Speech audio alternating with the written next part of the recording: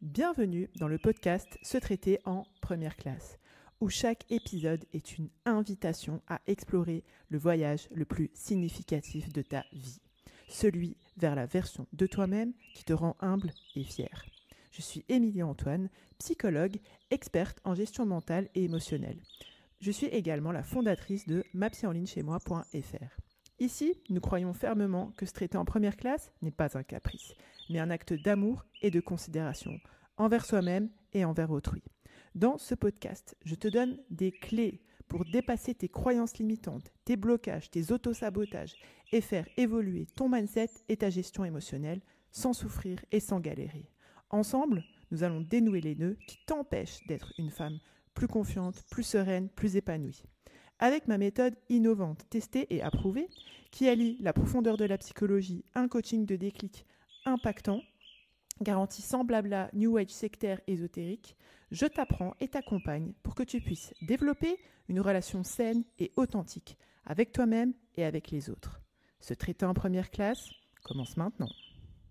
Est-ce que tu as déjà eu cette impression de marcher sur des œufs avec certaines personnes? Comme si un mot, ou même un geste maladroit pouvait déclencher une avalanche. C'est un espèce de sentiment de malaise qui est un peu frustrant et qui peut être épuisant de pas savoir, comme on dit chez nous en Lorraine, si c'est du lard ou du cochon. Et c'est bien plus courant qu'on ne le croit. Tu sais, cette impression, par exemple, quand ton mari rentre, il est fatigué, et toi tu crains qu'une parole de ta part, ça va faire exploser la cocotte minute. Ou cette sœur qui interprète tout de travers et qui t'oblige à peser chaque mot pour garder, entre guillemets, une bonne ambiance. Tu sais, c'est un peu cette voisine qui cherche toujours, qui cherche un prétexte en fait pour se plaindre quand tu t'improvises paysagiste. Mais voilà, c'est de se dire, elle vient d'où cette impression en fait de marcher sur des œufs dans ce genre de situation? Parce que c'est pas juste question de l'autre en fait. Et surtout, comment on fait pour sortir de ce funambulisme émotionnel, si je puis dire? Bienvenue dans l'épisode 121 de l'émission Se traiter en première classe. Je marche sur des œufs avec les gens, pourquoi et que faire? Alors, sans transition, ce qui se produit souvent, c'est que tu prends trop de responsabilités sur ton dos. Je m'explique. Si tu as l'impression que les humeurs des autres reposent sur tes épaules, comme si c'était ton rôle en fait de leur changer les idées, tu vois, de leur faire penser à autre chose, peut-être que tu as constaté qu'il y a certaines personnes dans ton entourage qui sont un peu comme des volcans émotionnels et que pour éviter les explosions, toi tu t'adaptes à leur comportement. Quand tu agis comme ça, en fait ce qui se passe c'est que tu absorbes non seulement le stress, les tensions en fait des autres, mais tu as aussi cette charge émotionnelle finalement qui t'appartient pas. Et ce schéma, souvent inconscient, il découle d'un mécanisme qui est ancré dans quoi? Dans la peur. La peur de décevoir, la peur de blesser, la peur de déclencher un conflit. Du coup, tu marches sur des œufs. Parce que tu es plus ou moins consciemment, encore une fois, persuadé que tu es responsable du bien-être émotionnel des autres, un peu comme si leur bonheur, si je peux dire ça comme ça, mais en tout cas leur bonne humeur dépendait de toi, comme si tu avais une responsabilité, un devoir par rapport à ça. Imagine que ton mari rentre du travail, il a une expression fermée, tu vois. Et toi, tu es en train de te demander, est-ce que j'ai fait quelque chose? Est-ce que j'ai dit quelque chose qui l'a contrarié? Du coup, tu te mets en quatre pour détendre l'atmosphère, tu lui fais un petit sourire par-ci, une petite attention par-là, alors qu'en fait, son humeur, elle a probablement rien à voir avec toi. Mais quand tu essayes de résoudre un problème qui finalement n'est pas le tien, tu te mets dans une disposition au niveau des responsabilités qui fait que tu absorbes le stress et donc tu t'épuises inutilement, voire même, tu peux même agacer, en l'occurrence là ton mari dans cet exemple-là, mais agacer la personne. Ce réflexe, c'est encore plus évident quand il y a des personnes qui sont bien sûr exigeante ou instable émotionnellement. Par exemple, si ta sœur revient contrariée après une dispute avec ses amis, avec une de ses amies, d'accord? Elle est là, elle est avec toi, mais son ton, il est sec, voire même brusque. Et toi, plutôt que de poser des limites ou de prendre de la distance, tu cherches à apaiser la situation, et encore une fois, elle n'a rien à voir avec toi, la situation. Donc, tu multiplies des petites attentions pour lui remonter les oreilles, j'allais dire, la puce révélateur, pour lui remonter le moral. T'es persuadé, en fait, à ce moment-là, de la sauver de son mal-être, de régler ses problèmes. Alors que peut-être qu'il s'agirait plutôt de remettre des limites en fait dans ces moments-là, c'est-à-dire que tu n'acceptes pas trop qu'elle te parle sur un ton sec en fait. La deuxième raison qui peut expliquer pourquoi tu marches sur des œufs, c'est que dans ta vie, tu as eu ce qu'on pourrait dire un vécu de maltraitance relationnelle, une espèce de cicatrice invisible. Quand on a grandi dans un environnement où les émotions elles étaient imprévisibles, où il fallait surveiller tes gestes, tes paroles, pour éviter justement des éclats de voix ou des reproches, il est probable que marcher sur des œufs, c'est devenu un peu comme une seconde nature pour toi. Et ce type de maltraitance, en fait, parce faut dire le mot, en fait, maltraitance dans la relation, qu'elle vienne, par exemple, de parents autoritaristes ou d'avoir vécu avec un conjoint qui était colérique et ou violent, par exemple, on a appris à vivre dans un état de vigilance permanente. Et ce mécanisme-là, il faut se dire un truc, à ce moment-là, c'est un mécanisme de survie, d'accord? Que toi, tu as construit pour te protéger, pour te préserver. Il s'agit d'éviter les conflits à tout prix, minimiser les risques de rejet, les critiques, les réactions agressives, excessives. Et par la suite, en fait, cette adaptation, elle laisse une cicatrice invisible, mais autrement dit, une empreinte durable, qui continue d'influencer tes relations, parce que la manière dont tu te comportes avec les autres influence la qualité de la relation, alors même que le danger n'est plus là. Si je te donne un autre exemple un petit peu concret, imagine que ta mère, vraiment, elle fasse une remarque innocente en mode tu aurais pu penser à ça. Par exemple, elle te dit, je sais pas, tu veux aller chez Action le dimanche, bon, je sais que c'est ouvert, mais admettons que ce soit fermé. Action le dimanche, elle te dit, tu aurais pu penser que c'était fermé. Et là, toi, ça vient te raviver un sentiment de pas être assez bien, de pas réfléchir assez vite, et tu peux te sentir immédiatement sur la défensive, alors qu'elle cherchait pas forcément à te critiquer. Et ça peut également se manifester dans d'autres relations.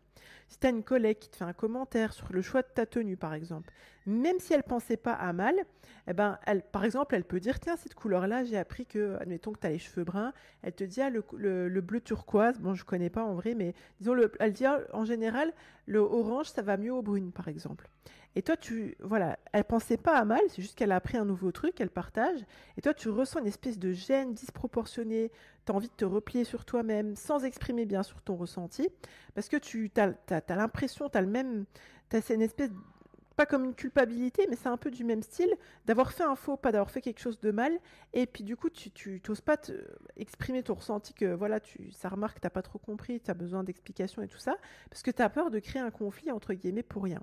Et ça, c'est vraiment des réactions qui sont typiques d'une mémoire émotionnelle qui est ancrée et qui nous pousse à éviter les vagues, qui est ancrée en mode par le passé. Et donc, nous, on a ce comportement-là d'éviter des vagues, alors même qu'il n'y en a pas. Ou au contraire, des fois, il devrait y en avoir, mais on esquive. Pourtant, c'est essentiel de réaliser que ces comportements-là qu'on a dans le présent, c'est une réponse à un passé qui est terminé. Et ça, c'est la majeure partie des problèmes. Ils viennent de là. Parce que c'est pas des réactions qui sont ancrées dans le présent, mais c'est vraiment des choses qui sont calées sur des traumatismes, des blessures. Et la troisième raison pour laquelle éventuellement il est possible que tu marches sur des œufs, c'est très lié à ce que je viens de dire précédemment, c'est la peur du conflit. C'est une espèce de posture entre la fuite et l'évitement. Parce que la peur du conflit, en général, c'est pas simplement un inconfort passager. C'est une réponse qui est vraiment profondément, encore une fois, ancrée dans des mécanismes psychologiques qu'on a commencé un petit peu à toucher ça du bout du doigt, qui sont assez complexes. À la base de cette peur, il y a souvent une association qui est inconsciente entre le conflit et le danger.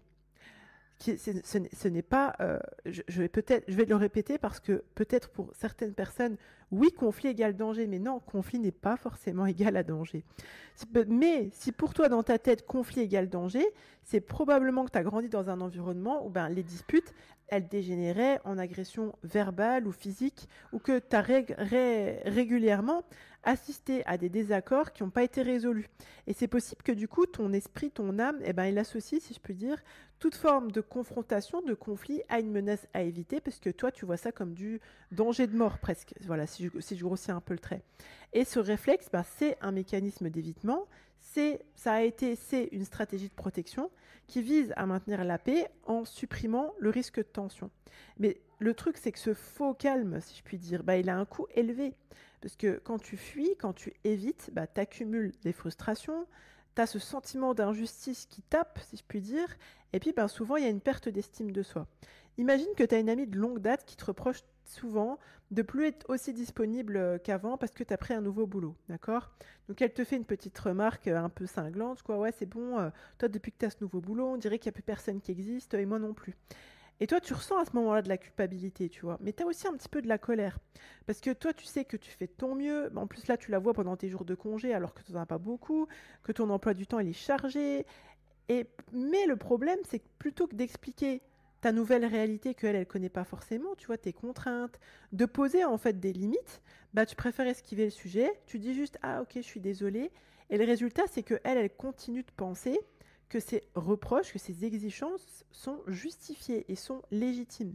Et du coup, toi, tu accumules de l'amertume, de la frustration, peut-être même du ressentiment envers elle, et votre relation, elle devient pesante pour toi, parce que tu te sens incomprise, et probablement qu'elle aussi, elle se sent incomprise. Et c'est important de réaliser que cette dynamique, elle peut nous priver de résoudre en fait des petites incompréhensions dans les relations. Quand on évite des discussions, quand on laisse les malentendus, les tensions s'envenimer, ça aggrave en fait les relations dans le négatif et ça aggrave aussi les ressentiments. La quatrième raison pour laquelle peut-être tu es en mode tu marches sur des œufs, c'est que tu éprouves un manque, si je puis dire, d'affirmation de soi. C'est un peu comme si tu avais le réflexe de t'oublier. Le manque d'affirmation de soi, c'est souvent le reflet d'une peur sous-jacente. Celle de déplaire, de créer une rixe, une embrouille, d'être jugé négativement. Et ce comportement, il est souvent lié à une faible estime de soi, à des expériences passées où exprimer les besoins, c'était associé à un risque qui est perçu comme critique, dangereux, comme le rejet ou la punition. Quand on a une affirmation, une estime de soi qui est déséquilibrée, on se retrouve souvent à accepter des choses qui ne nous conviennent pas, simplement pour essayer de maintenir une paix qui est une paix de façade. Mais justement, cette paix, entre guillemets, elle est totalement illusoire. Pourquoi ? Parce qu'elle est construite déjà au prix de ton bien-être, mais en plus sur une facette de toi, j'ai envie de dire, qui n'existe pas. Parce que quand tu es dans ce schéma-là, tu es effacé dans la relation. Quand tu dis pas... Il ne s'agit pas forcément de dire non à tirer l'arigot, mais quand tu n'exprimes pas juste que tu n'es pas disponible ou que tu n'oses pas dire, partager tes conditions, comment les choses te vont à toi, ou juste d'exprimer tes ressentis, tu es effacé. Par exemple, imaginons que ta belle-mère, elle décide à la dernière minute de venir déjeuner chez toi. Alors que toi, tu as bossé pendant, je te dis n'importe quoi, 6 jours, 14 jours non-stop. C'est ta seule journée de repos, tu avais prévu de faire ton petit ménage, de te reposer, etc. Mais voilà, tu n'oses pas lui dire que c'est pas le moment.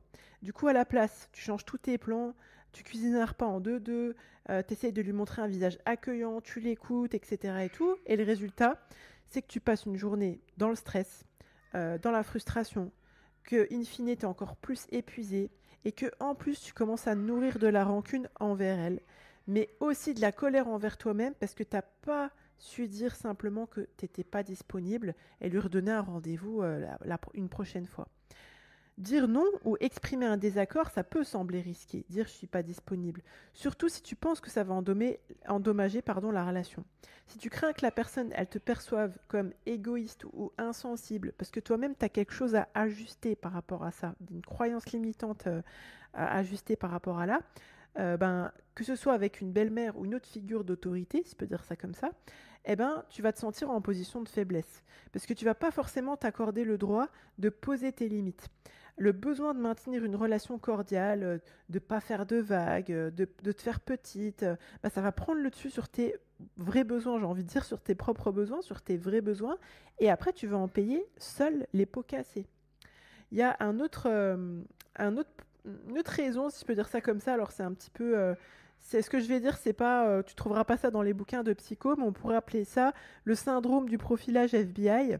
Donc là, l'idée, c'est quand tu as une espèce d'hypervigilance, en fait, qui va rimer du coup avec épuisement émotionnel. Je m'explique. Peut-être qu'il est possible que tu marches sur des œufs parce que tu as eu ce réflexe, en fait, donc ce syndrome de profilage FBI, d'analyser chaque mot, chaque regard, chaque intonation.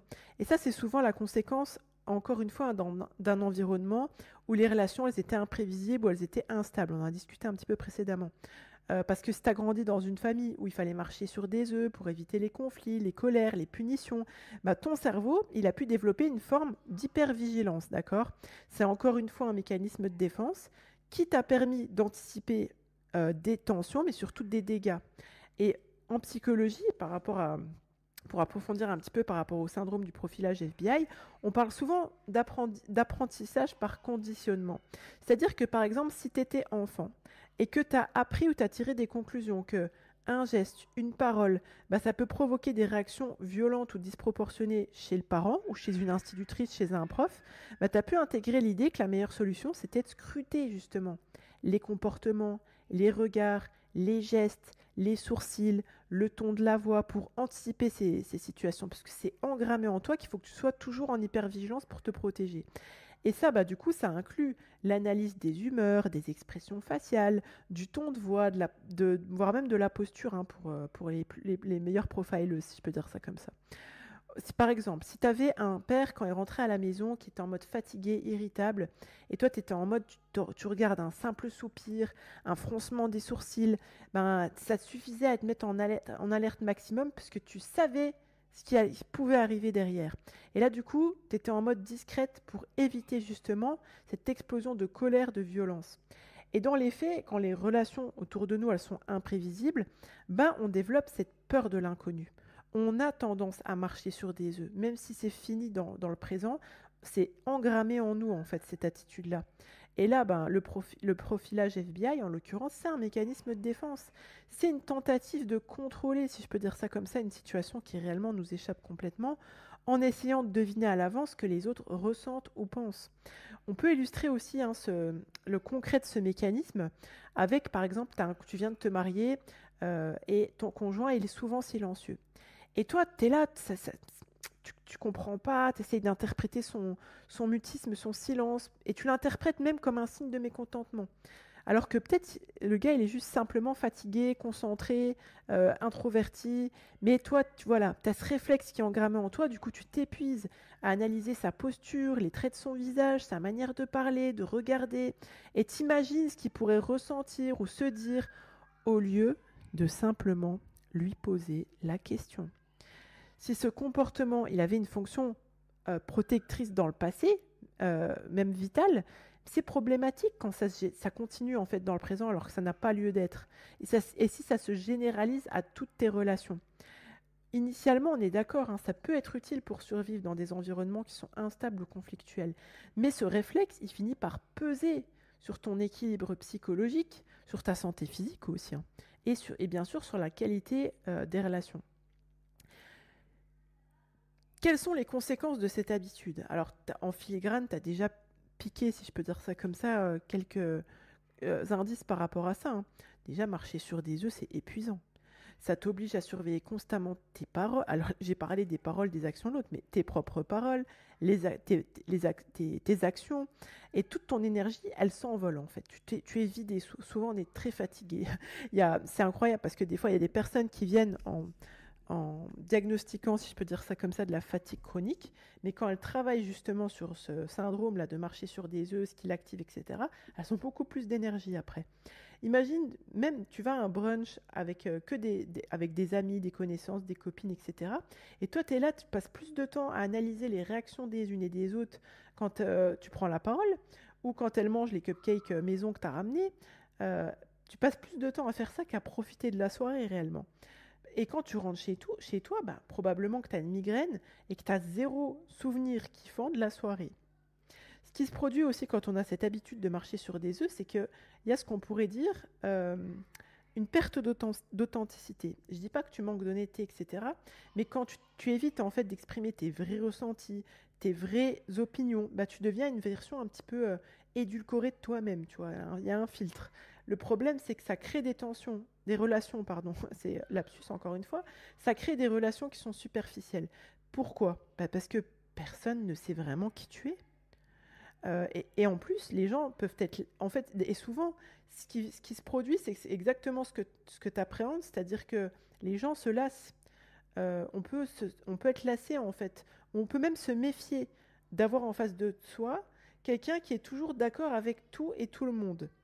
ouais, soit on peut s'enlacer, soit on peut finir on peut douter en fait sur ce que tu penses vraiment, et même sur tes intentions.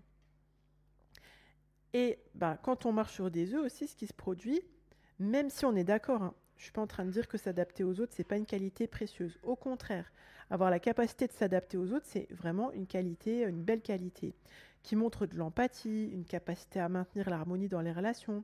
Mais quand on s'adapte trop, quand on se suradapte de manière systématique, là, c'est un vrai piège psychologique. Quand on met constamment les besoins des autres au premier plan, ben, ça crée un déséquilibre dans les interactions. Ça donne aux personnes que tu fréquentes un pouvoir qui est implicite sur toi. J'en parlais avec une personne que je coachais cette semaine. Elle me disait qu'elle avait l'impression que les gens, ils étaient toujours là que quand ils avaient besoin de quelque chose et qu'elle avait même des copines qui avaient coupé les ponts avec elle une fois que ça allait mieux. Mais quand elle m'en l'a donné un petit peu dans le détail, il est arrivé, elle m'a dit pendant une période significative, là de mémoire j'ai envie de dire 6 mois, que sa copine, entre guillemets, l'appelle 1 heure et demie tous les jours pour lui raconter sa vie. Et du coup, là, c'était plus. Elle me disait, mais je l'écoutais pendant que je faisais le ménage et tout. Mais même si tu écoutes pendant que tu fais le ménage, en mode tu perds pas de temps, mais ton cerveau, tu fatigues en fait. C'est fatigant pour l'âme. Parce que quand on se suradapte comme ça, ben, on finit par mettre de côté, masquer nos véritables émotions, nos opinions, nos désirs. Et les relations, elles deviennent superficielles ou unilatérales. C'est-à-dire qu'il n'y a qu'une personne qui parle, qui s'exprime, etc. Pourquoi? Parce qu'elle se base sur une version de toi qui ne reflète pas ta vraie personnalité. Parce qu'en vrai, toi, ça te saoule de passer 1 heure et demie à écouter tous les jours ta copine.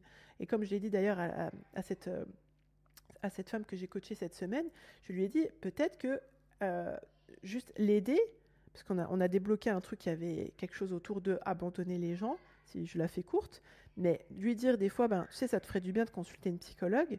Moi, je ne peux pas t'apporter la même chose que pourrait t'apporter une professionnelle de la santé mentale. Ben, c'est aider aussi, c'est pas c'est pas abandonner les gens et c'est de préserver aussi toi. Autrement dit, quand on a fait, l'idée c'est de comprendre pourquoi on marche sur des œufs. L'idée, voilà, c'était de pouvoir se remettre en question, de se dire c'est pas juste l'humeur en fait de l'autre en face, c'est aussi comment moi je me sens responsable de l'humeur en face, comment moi je me positionne par rapport à ça. Donc comment on fait pour arrêter de marcher sur des œufs? Déjà l'idée c'est d'apprendre à se connaître, d'apprendre à comprendre ces déclencheurs. Donc typiquement pour avancer là-dessus tu vas pouvoir trouver de l'accompagnement sur ma psycampus. Mais la première étape c'est vraiment d'identifier les situations où les personnes qui te poussent, qui déclenchent en fait ce truc chez toi de marcher sur des œufs. Est-ce que c'est ton patron, ta belle-mère, ta mère, ton ami d'enfance qui fait que hop, tu te vois comme ça être sur cette défensive de marcher à petits pas sur des œufs. Une fois que tu sais quand et tu sais pourquoi et qui déclenche ça, bah là tu peux commencer à mener une introspection et à faire changer les choses. L'idée, c'est que tu puisses aussi équilibrer ton estime de toi, d'accord? Parce que souvent, on l'a vu, quand on marche sur des œufs, c'est qu'il y a quelque chose autour d'équilibrer son estime de soi. Souvent, on dit qu'il y a une mauvaise estime de soi, une bonne estime de soi. Je le dis souvent, mais je pense que pour être plus exact, il faut plutôt parler d'équilibrer. Quand on a peur de ne pas être assez, par exemple, l'idée, c'est de se rappeler avec conviction. Donc là, c'est vraiment, il faut avoir fait un travail. C'est un travail que tu peux faire toute seule, mais vraiment que je t'encourage à faire aux côtés de nous à ma psycampus ou aux côtés d'une psychologue diplômée de ma psy en ligne chez moi. Parce qu'il faut que tu le fasses avec conviction. C'est-à-dire que si tu te rappelles quelque chose, mais que derrière, tu n'as pas travaillé sur les croyances limitantes, il n'y aura pas la conviction, ça va te passer au-dessus.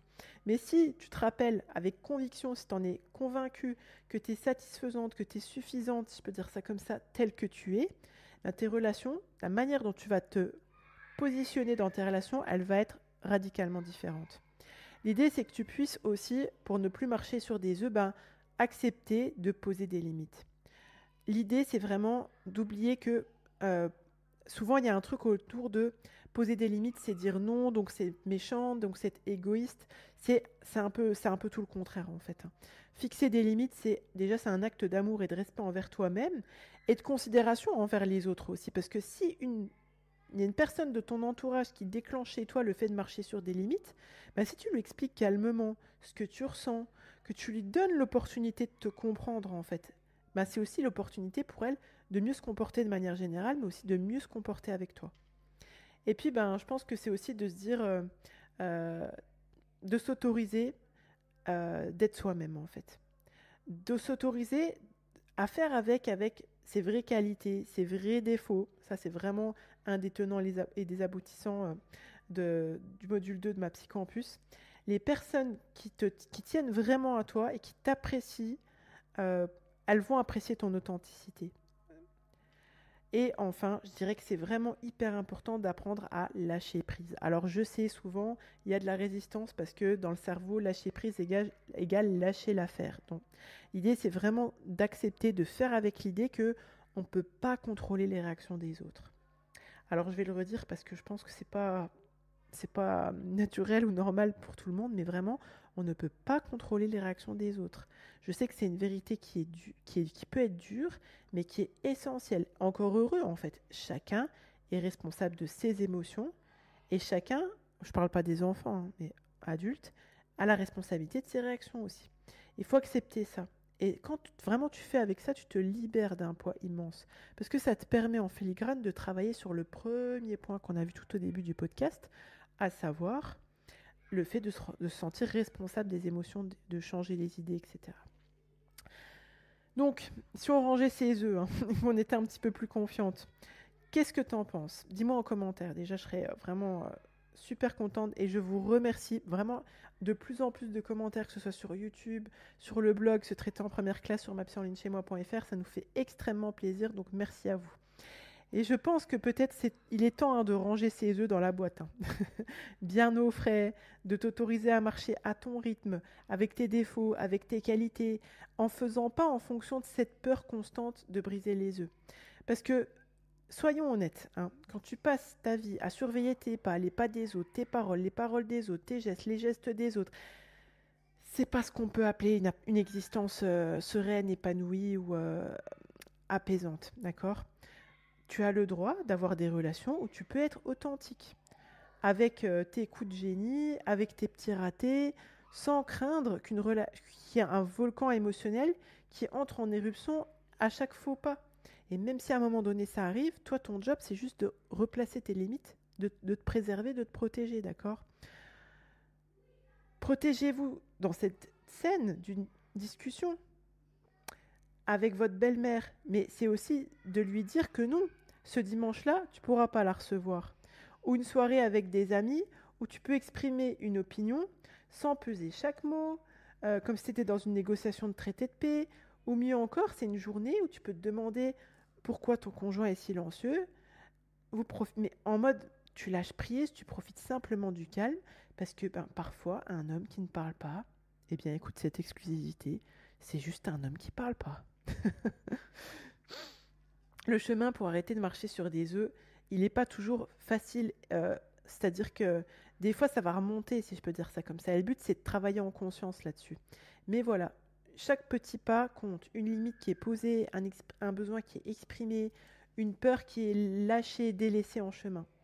Donc l'idée, c'est vraiment que tu puisses te rappeler que le but, c'est pas du tout de devenir insensible ou égoïste, mais c'est plutôt de comprendre que pour cultiver des relations qui sont sur le respect, sur la considération, tu as ta part aussi à faire.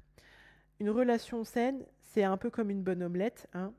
Elle se fait avec des œufs, mais cassés, mais bien cassés, tu vois. Et surtout avec les bons ingrédients, mais surtout une petite pincée d'équilibre. Alors, est-ce que tu es prête à enfiler tes chaussures et à marcher avec plus de sérénité ? J'aimerais beaucoup avoir vos retours sur ce podcast. Si vous voulez adresser une note, une review, un commentaire depuis votre plateforme d'écoute ou l'article de blog, vous pouvez retrouver ce podcast dans sa version article sur mapsyenlignechez-moi.fr/blog.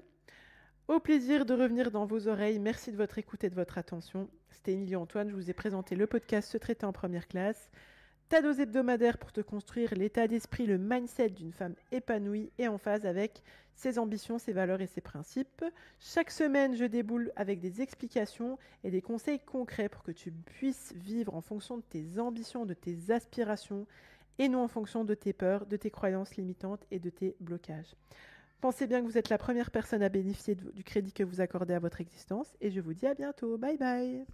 Si tu es prête à donner un tournant à ta vie et à embrasser pleinement l'idée de te traiter en première classe, je t'invite à rejoindre ma Psycampus. C'est le pas décisif vers une version de toi-même plus sereine, plus confiante, plus épanouie. Sur ma Psycampus, tu commenceras par découvrir les fondations de la maîtrise mentale et de la gestion émotionnelle, posant ainsi les bases saines de ton évolution. Ensuite, tu embarqueras sur un voyage transformateur qui te révélera comment accueillir ton unicité et cultiver une paix intérieure face aux défis de la vie. Tu apprendras à forger de la confiance et à vivre en harmonie avec ta nature profonde, tout en affirmant tes convictions, tes valeurs, tes principes avec bien plus d'assurance. Tu recevras les clés pour prendre des décisions judicieuses et structurer ta vie de façon à ce qu'elle reflète fidèlement tes aspirations, tes valeurs et tes principes. Tu seras guidé vers la maîtrise de ta sérénité intérieure et l'expression de ta grâce naturelle. Je te fournirai, étape par étape, une méthode pour devenir une femme non seulement capable d'agir conformément à ses ambitions, mais aussi de célébrer son épanouissement personnel, professionnel et spirituel.